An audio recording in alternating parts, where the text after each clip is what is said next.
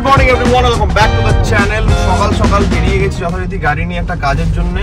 But তোমরা বিশ্বাস করবে না, আমি এতটা ইরিটেট হয়েছে, মাথা গরম হয়ে আছে আমার কিছু বলার নাই। বাড়ির সব রাস্তা কেটে দিয়েছে, এদিক ওদিক, মানে হেঁটে বেরোনো যাচ্ছে না ভাই, এমন অবস্থা হয়ে গেছে। ওই করতে গিয়ে আমার গাড়ি ঢুকলো না, মানে বাইক ঢুকলো না, বাইক করেছিলাম, সে কনফিউজ হয়ে গেছে, তাকে আবার ঠিক করলাম। আমি হেঁটে হেঁটে এলাম, তার মাঝখানে দেখি মানে হেঁটে আসা যাচ্ছে না, এমন অবস্থা হয়ে গেছে।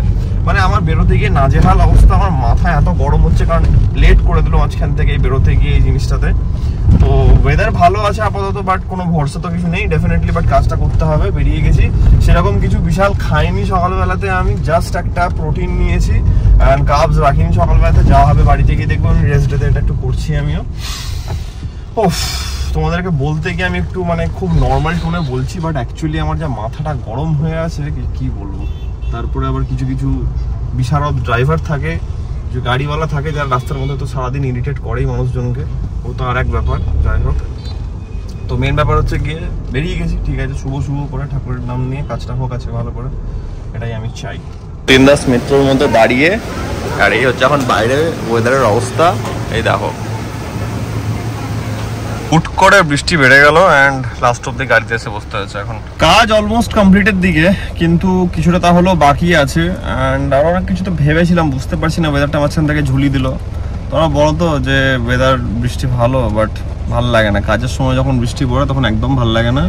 মানুষ অনেক কিছু প্ল্যান করে বেরোয়, বাট আলটিমেটলি যখন বৃষ্টিটা পড়ে দেয় তখন 12টা বাজিয়ে দেয় সব কিছুর। ওয়েট করছি কিছুক্ষণ, তো মেট্রোর ওখানে দাঁড়ালাম, তারপরে এখন একটু গাড়িতে এলাম, মানে এই দিক দিয়ে যাচ্ছিলাম, তো দেখলাম গাড়িটা আছেন, বৃষ্টিটা জোরে পড়তে লাগলো বলে গাড়িতে বসলাম। এখন আপাতত ওয়েট করা সেটা কোনো কাজ নেই, বসে আছি এখন।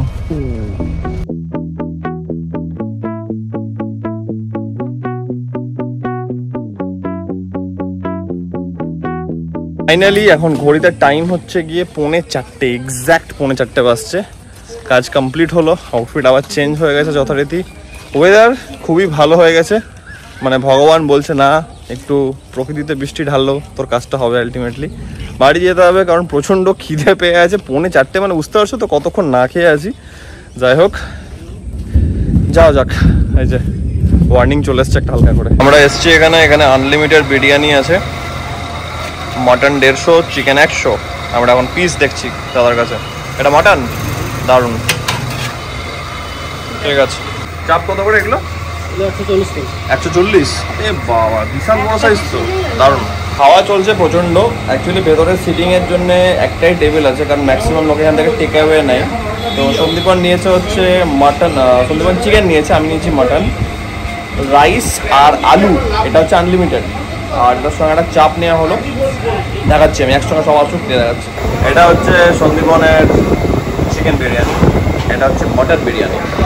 Yes, oh my god, just look at the size ভাই। এটা নাকি চাপ।